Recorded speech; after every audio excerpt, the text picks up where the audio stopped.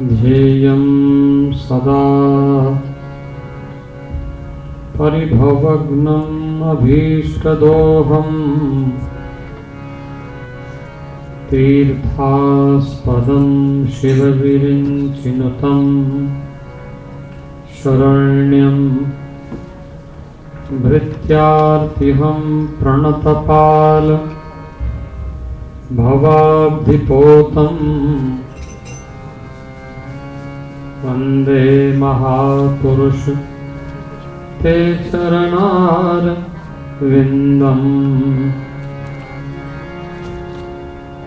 त्यक्त्वा सुदुस्त्यजसुरेप्सितराज्यलक्ष्मीं धर्मिष्ठवार्यवचसा यदगादरण्यं मायामृगं दयितयेप्सितमन्वधावत् वन्दे महापुरुष ते चरणारविन्दम्।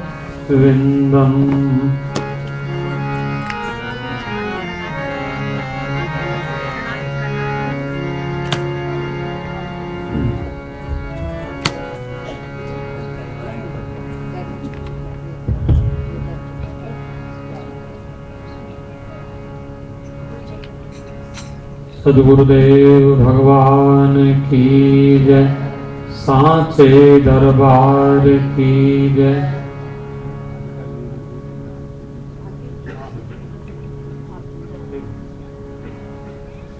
आज के भोजन की व्यवस्था, लंगर की व्यवस्था श्रीमती लीला जी के ओर से है और मैं अभी देख रहा था कई दिन से कि हमारे जीवन में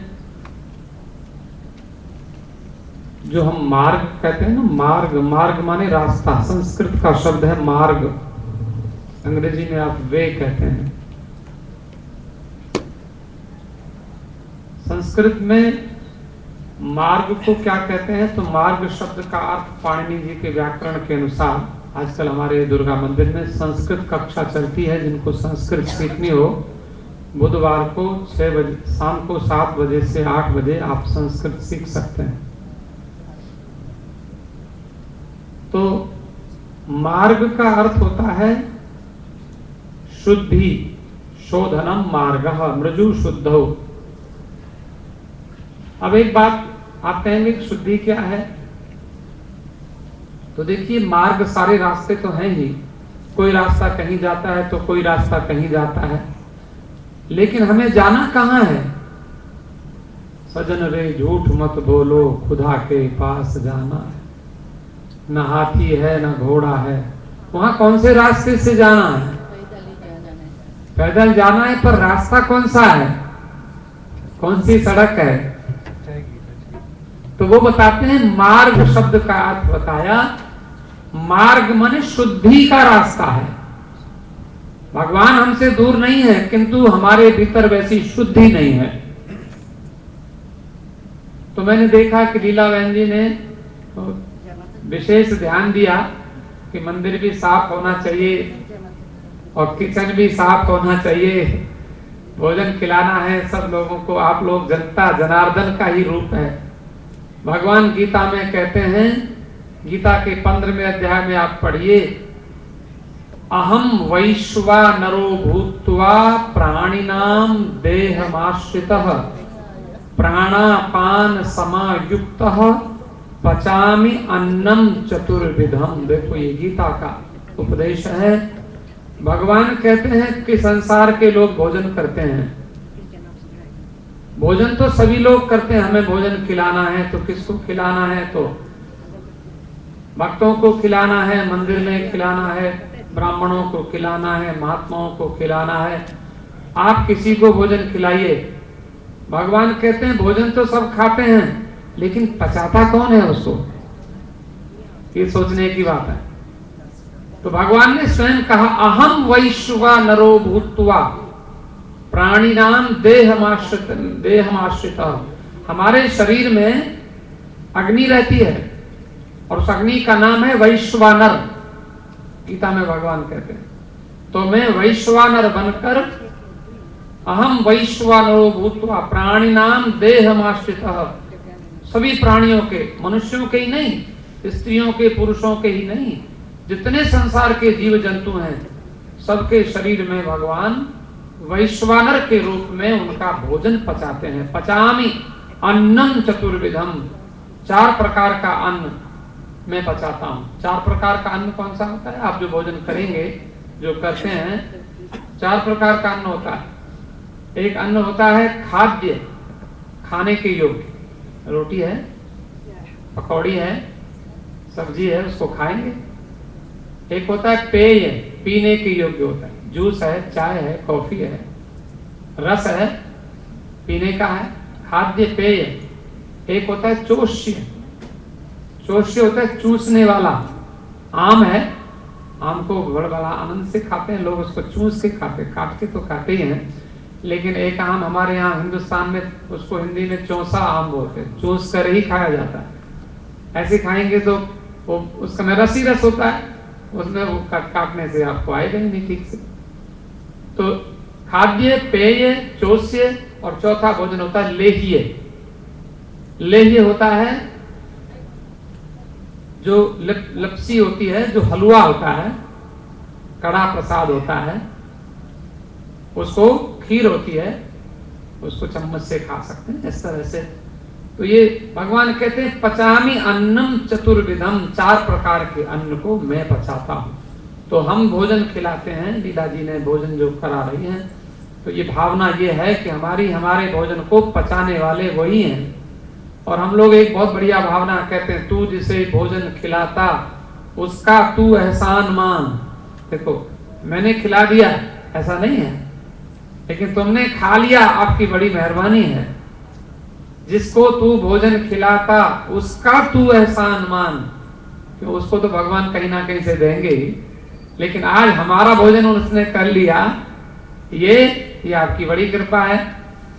तो जिसको तू भोजन खिलाता उसका तू एहसान मान, अपना भोजन खुद वो खाता, अपना हिस्सा खुद वो खाता, तेरे दस्तरखान पर।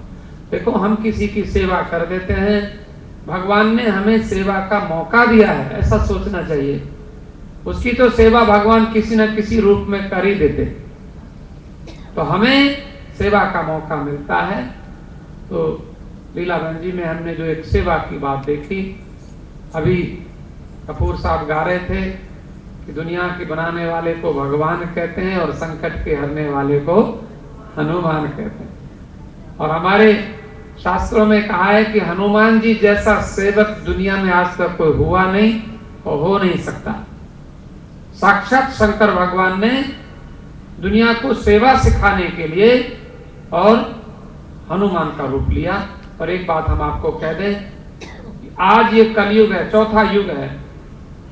इस युग में सेवा में जितना बल है उतना बल कहीं नहीं है। कई लोग कहते हैं गुरुद्वारों में तो बड़ी भीड़ हो जाती है, गुरुद्वारों में तो बहुत पैसा आ जाता है, लेकिन गुरुद्वारों में हम भले हम किसी की पक्षपात की बात नहीं करते, लेकिन गुरुद्वारे में अगर सेवा है, चाहे भोजन की सेवा है, चाहे जो भी सेवा है, या मंदिर में जहां भी सेवा है, या किसी घर में जहां सेवा है, माता की, पिता की, बड़ों की, गुरु की, रोगियों की, गरीबों की, जहां सेवा है, इस कलयुग में वही फला फूला है। उसी को मौज है जो सेवा करता है, और जो सेवा से भागता है तो लक्ष्मी जी उससे भागती है। अंग्रेजी में नौकरी को आप लोग जॉब कहते हैं, हमारे हिंदुस्तान में सर्विस कहते हैं। क्यों सर्विस करते हो? तो सर्विस को हिंदी में सेवा कहते हैं। और सेवा उसे कहते हैं जिसके बदले में कुछ चाहिए नहीं, उसी को सेवा कहते हैं। अगर चाहिए तो फिर तो नौकरी है, फिर सेवा नहीं है। अस्तु, हम ज्यादा उस विषय को ना बढ़ाएं। देखिए अभी आज हमारे ज्येष्ठ का महीना चल रहा है, ज्येष्ठ मास। अभी जो आगे जो संक्रांति आएगी 19 जून को फादर्स डे है। अभी पीछे आपने मदर्स डे मनाया था, अभी फादर्स डे आ रहा है 19 जून को। तो हमें जगत पिता परमात्मा का सबसे बड़े फादर तो वही हैं, और उसके बाद फिर जो हमारे पिता हैं, फिर हमारे जो पिता के समान हैं शास्त्रों में 4 पिता कहे गए हैं, वो हम आपको फादर्स डे के दिन बताएंगे।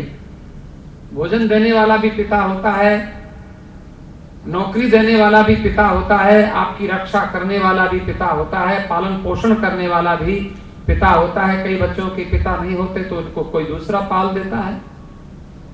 और फिर आज जो दिन है, ज्येष्ठ का महीना है, और कल बड़ा महत्वपूर्ण दिन था। कल मेरे पास कई टेलीफोन आए महाराज, वो लोग बड़ी खुशी, मुझे अच्छा लगा कि कनाडा में रहते हुए भी लोगों को निर्जला एकादशी याद रहती है। निर्जला एकादशी, कल निर्जला एकादशी थी। निर्जला किसे कहते हैं? भीष्म पितामह, भीष्म पितामह का अभी हम थोड़ा सा चरित्र आपको सुनाएंगे, क्योंकि उसकी भी बड़ी महत्वपूर्ण कथा है इस ज्येष्ठ के महीने से जुड़ी हुई। और देवी भागवत के 10, अब हम लोग देवी भागवत की कथा कर रहे हैं। देवी भागवत के पहले स्कंद के 10वें अध्याय में शांतनु जी की कथा है, राजा शांतनु। और राजा शांतनु की वाइफ का क्या नाम है? क्या नाम है? सत्यवती। ये दूसरी एक और पत्नी भी उनकी है, उनका मालूम है। राजा शांतनु के एक पुत्र हुए, उनका क्या नाम है? बताओ, हाँ जोर से बोलो ना। भीष्म पितामह। तो भीष्म पितामह की माता जी का क्या नाम है? गंगा। तो परसों गंगा जी का जन्म हुआ था, गंगा दशहरा।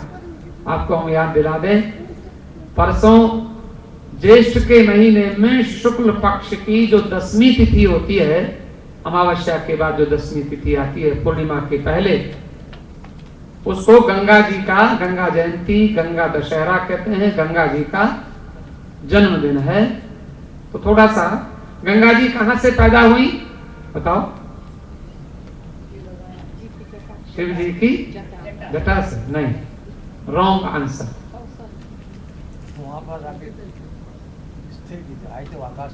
आकाश से आई। और कोई उत्तर नहीं? विष्णु जी के चरणों से। ताली बजाओ एक बार, बहुत बढ़िया, सही उत्तर। तुलसीदास जी ने लिखा, तो विष्णु जी के चरणों का ध्यान कीजिए। भज मन राम चरण सुखदाई, भज मन राम चरण सुखदाई, राम चरण सुखदाई, राम चरण